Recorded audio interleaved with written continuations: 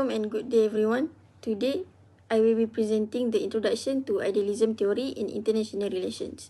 So before we start our presentation today, let us introduce ourselves first. My name is Nur Ikramawati binti Jamaluddin and followed by Nurdiana, Damia, Jasmina, Aisha and Shazlina. So let's start with the introduction first. Idealism emerged after World War I. During the war, millions of people lost their lives and many countries experienced serious damage. Because of this, scholars and political leaders began looking for better ways to maintain peace and prevent another major war from happening. Before World War I, European countries used a system called the balance of power to keep peace. The idea was that if countries had similar level of power, no country would be strong enough to dominate others. However, this system failed because it could not prevent the outbreak of World War I. As a result, many thinkers believed that a new approach was needed. This led to the development of idealisms. During the 1920s and 1930s, idealism focuses on understanding the causes of war and finding ways to avoid future conflicts. They believe that countries should work together instead of competing for power. Therefore, idealism emphasizes cooperations, diplomacy, international law, and international organization as important ways to maintain peace. In conclusions, the main goal of idealism is to create a peaceful and stable world where countries solve problems through discussion and cooperation rather than war. So that's all for introduction. I will pass to the next presenter. The founding fathers of idealism theory in international relations is generally recognized as Woodrow Wilson. He is widely associated with Wilsonian idealism, which emerged after the First World War. Wilson believed that international politics should not be driven by power and conflict, but instead by cooperation, democracy, and international law. Because of his strong influence on post-war thinking about peace and global order, he is often regarded as the key figure who shaped the development of idealism in international relations. Wilson developed the ideas of idealism after witnessing the destruction and suffering caused by World War I. He believed that the main cause of war was the lack of open diplomacy, weak international cooperation, and secret alliances between states. To address these problems, he introduced the 40 points in 1918 was a peace plan. It was presented as a blueprint to create a fair and lasting peace rather than punishing defeated countries. Some key principles include freedom of the seas for trade and reduction of military weapons. He also supported the creation of the League of Nations, which was intended to maintain global peace and prevent future wars through collective security. The contribution of idealism theory is that it changed the way international relations was understood by emphasizing peace, cooperation, and moral values in global politics. It encouraged states to resolve conflicts through diplomacy and negotiation rather than military force. The theory also led to the development of important international institutions, especially the United Nations, which continues to promote peace and security today. In addition, idealism contributed to the growth of international law, human rights, and collective security that shaping the modern global governance and cooperation among countries. Idealism is one of the major theories in international relations that explains how states should behave in the global system. The term idealism are not only used in philosophy but also in everyday life. Born out of Plato-Greek idealismos, which derived from the theory of idea. The principle of idealism is human nature essentially good, capable of calibration as well as bad behavior comes from harmful institution and system, not inherently evil people. In this theory, states are expected to act in a similar way to individuals in society. This means that actions considered wrong in daily life, such as violence, deception, or injustice, are also considered unacceptable in foreign policy. Therefore, international politics should not be driven by power, fear, or self-interest alone, but instead by moral value, cooperation, justice, honesty, and respect for human rights rather than aggression or domination. Idealism became an important theory after the end of the First World War.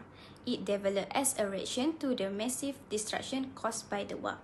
At the time, scholars and world leaders believed that such a tragedy should never happen again.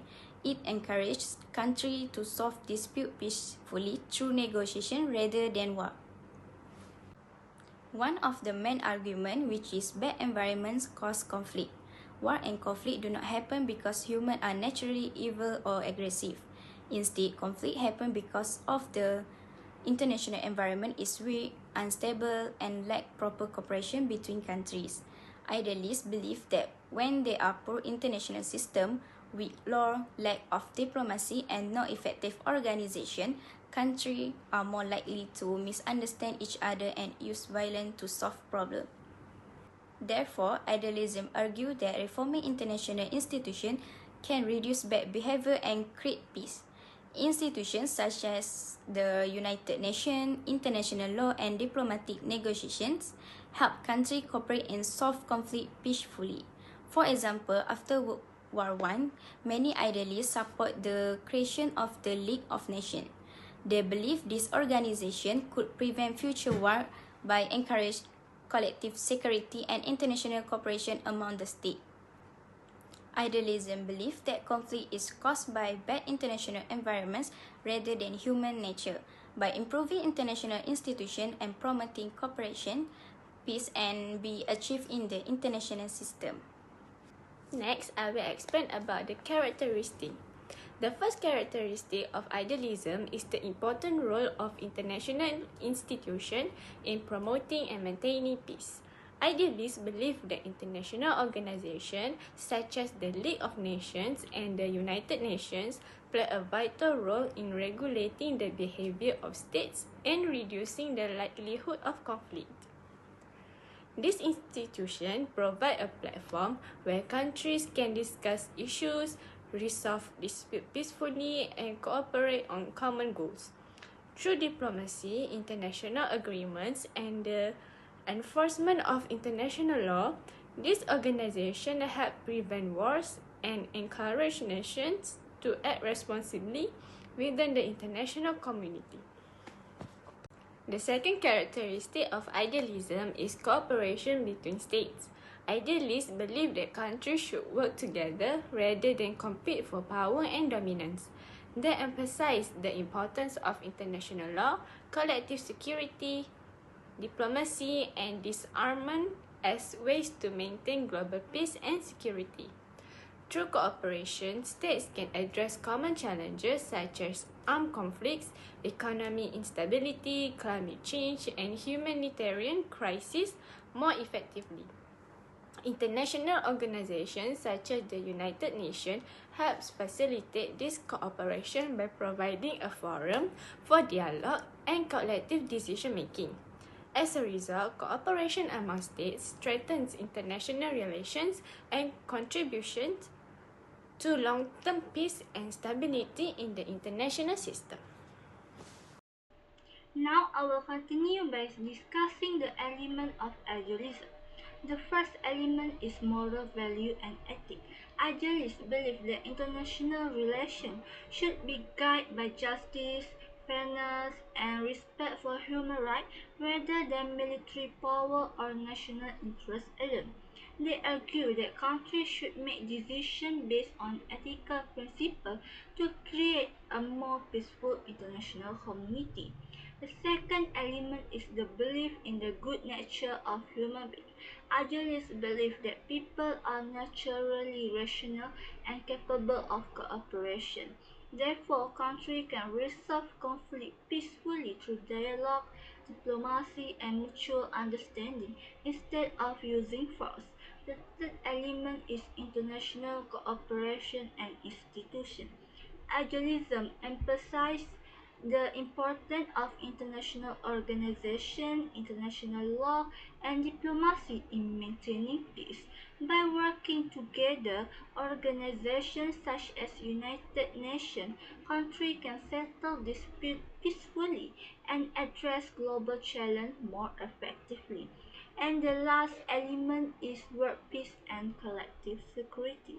Idealists believe that peace is the goal of international nation relation. They argue when countries cooperate and share the responsibility of maintaining security, they can prevent conflict and create a more stable international system. These four elements show that idealism focuses on cooperation, ethics, and peaceful solution rather than competition and war. Now I will explain advantages of idealism theory. The first advantage is that idealism promotes global peace. Instead of encourage the use of military force, idealism supports diplomacy, negotiation, and peaceful conflict resolution. This helps reduce tension between countries and contribute to the long-term international stability. The second advantage is that it encourages morality and human rights. Idealism believes that the government should make ethical decisions and respect human dignity. It provides justice, equality, and the protection of fundamental human rights, while also encourage countries to provide humanitarian assistance during times of crisis. The third advantage is that it encourages international cooperation and interdependence. Idealism recognizes that today's global challenges, such as climate change, pandemic, and poverty, cannot be solved by one country alone. Therefore, it encourages nations to work together. International organization, treat, and international law to achieve the common goal. Overall, this advantage demonstrates that idealism aims to create a peaceful, cooperative, and rule-based international system where countries work together for the benefit of the global community. Now I will explain the disadvantages of idealisms. First, idealism is often criticized for being too optimistic. It assumes that countries are willing to cooperate and work together for peace. However, in reality, many countries prioritize their own interests and power. Second, the failure of the League of Nations is seen as a weakness of idealisms. Although it was created to maintain peace, it was unable to prevent World War II. This raised doubts about whether international organizations alone can effectively stop conflicts.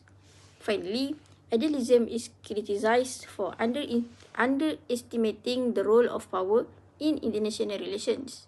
Realists argue that power remains an important factor because countries often act to protect their own interests and security. In conclusion, while idealism promotes peace and cooperation, its ideas are sometimes considered difficult to apply in real-world international politics. So that's all for me. I will pass to the next presenter. Thank you, Ikrima. Let's moving forward to the idealism theory impact towards international relations. I'm going to present it on the three main impact to see the revelation towards this theory into our conversation. The first impact is forming global bodies. According to PIME 2020, idealists believe that there is a shared global interest that will transform the world and create an institution that will reduce the system anarchy. Idealists strongly rely on the principle of identity to explain how peace and cooperation can be achieved, impacting through forming international organization. Idealism in IR stresses the significance of cooperation, where every organization play a key role in regulating state behavior, ethical communication, resolving conflict peacefully, and upholding shared value. This means that these idealists believe that morality is very important aspect in interaction and has a guiding force at international level, and that power is not the sole determinant of how this interaction goes. States should act based on conscience rather than self-interest. Taking example from the League of Nations, though it didn't remain fruitful, yet it resulted in the creation of United Nations Organization in 1945, which is mechanism to institutionalize collective moral and security commitment over power politics and NGO are bind with international law. The second impact is the establishment of the diplomacy system. Democracy's most popular governance system is by the product of the idealist approach propounded in the democratic peace thesis. It was worth noting that the idealist principles are political norm because it promotes a society that sees war as irrational. If people want to ensure the peace, sacred diplomacy must be replaced with open diplomacy. Therefore, democratic states are politically united without military warfare. The spread of democracy has shaped the current global political development that protect human rights to profess international law. According to Habermas, where public opinion are formed on the basis of unrestricted communication dialogue based on a reason giving mutual respect and civility. Idealism believes that there is a universal morality which focuses on a universal principle that apply to every state. For example, Wilson subsequently used the 14th point as the basis for negotiating treaties of Versailles. That and impact for today is international joint action. One of the idealism's central commitment that the international system and order are governed by rules and law. States should resolve disputes through legal adjudication, not through force or intimidation. This is why idealists have historically championed bodies like the International Court of Justice and pushed for binding international treaties on arms control and human rights. Idealists believe that the state should act in accordance with their principle to promote justice and fairness in their interaction.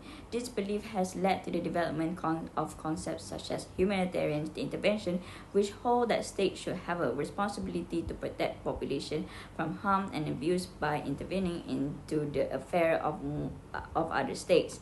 For instance, the responsibility to protect R2P doctrine endorsed by the UN members in 2005 were submitted that protect from genocide, war crime, and ethnic cleansing. At the same time, promoting social justice globally in poverty reduction, healthcare, and education aims to create an equitable world. This framework sought to institutionalize proactive global solidarity over a strict sovereignty. What we can learn and conclude from this presentation? Great question. Idealism theory contributes to the present international relations that uphold systematic framework. The lesson we can learn that idealism emphasizes idea, moral growth, peace, cooperation, and holistic development by applying in the contemporary practice that create a balance in IR education. Idealist morality believe that the education is important to people, especially leaders. If people want to end the war, leaders need to be well educated and wise. Another thing we can learn is that international relation theory to grab the essence of the dynamic that address issues arise in international relations with wider understanding. In conclusion, the remembrance of Wilson's successful contribution in 14 points and the League of Nations made him a prominent and self-righteous figure. Idealist approach may still be considered utopian by some. The core tenets of the theory remain relevant in shaping our understanding of international relations in the 21st century. Kissinger formulated that relation between the individual and the world where everybody is a product of an age, nation, and environment. This under assumption that humans are easily influenced by the situation leading towards their own condition. Idealism provides a crucial normative compass, inspiring effort towards a more cooperative and peaceful global order. The experience of freedoms enable us to rise beyond suffering of the past and frustration of history. We can't deny, though, there are various advantages from this theory. However, critics in regards to this theory prevail. That's all from us. Thank you.